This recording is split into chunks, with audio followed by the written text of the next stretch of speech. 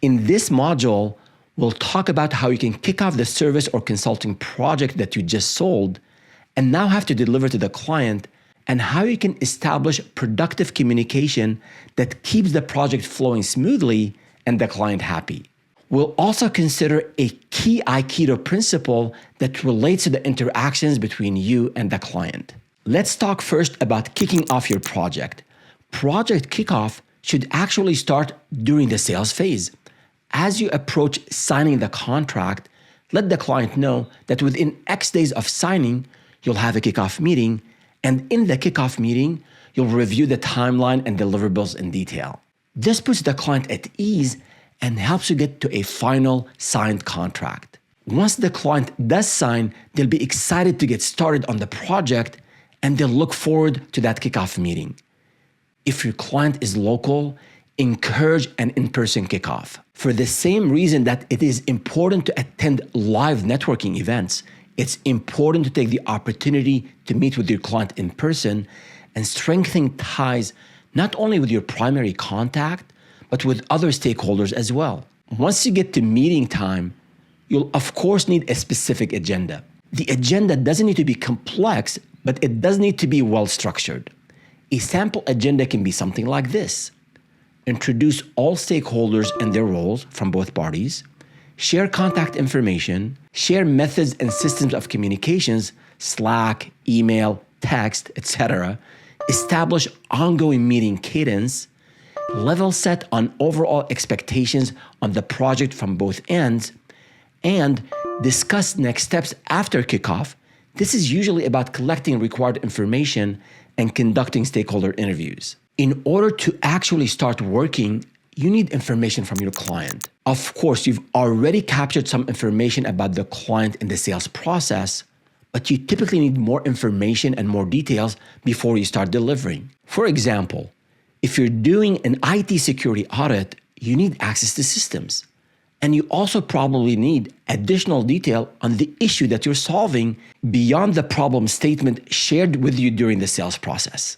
If a direct in-person or virtual meeting isn't feasible with any of the stakeholders that you need to speak with, you can send them a questionnaire that they can complete on their own.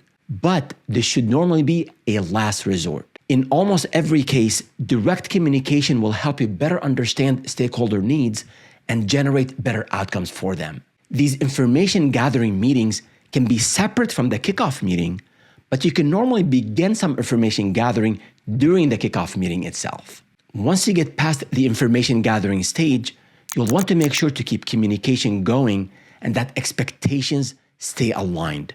A project manager I used to work with had an important one-word piece of advice for project delivery situations: overcommunicate. At a minimum, stick to the meeting cadence that you established during project kickoff. Although meeting frequency depends upon the service and project type, aim to meet regularly during the delivery phase. Establishing a cadence of weekly or bi-weekly meetings isn't a bad idea at all, especially if your service spans several weeks or longer. As a guiding principle, you never want to leave your client wondering what's happening, what's next, or where you have been. Lack of clarity on timelines, milestones, or expectations puts your relationship in a bad place and creates all sorts of problems.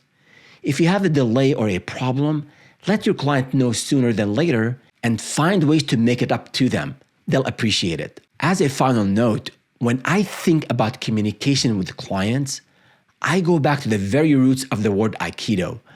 Aikido literally means the way of harmonizing energy. Your clients want to satisfy a legitimate business need, and they may be striving for the strongest and most advantageous position relative to yourself as the service provider. It's important to understand, respect, and appreciate these motivations.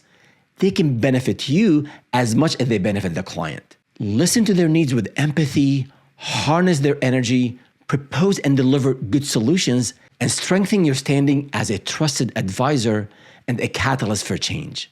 In upcoming modules, I'll dig deeper into core delivery-related principles such as project scope, timeline, and quality management. For now, download and review the attached templates for the project kickoff checklist and slide deck, and for the information gathering questionnaire. See you next time. Go out and deliver.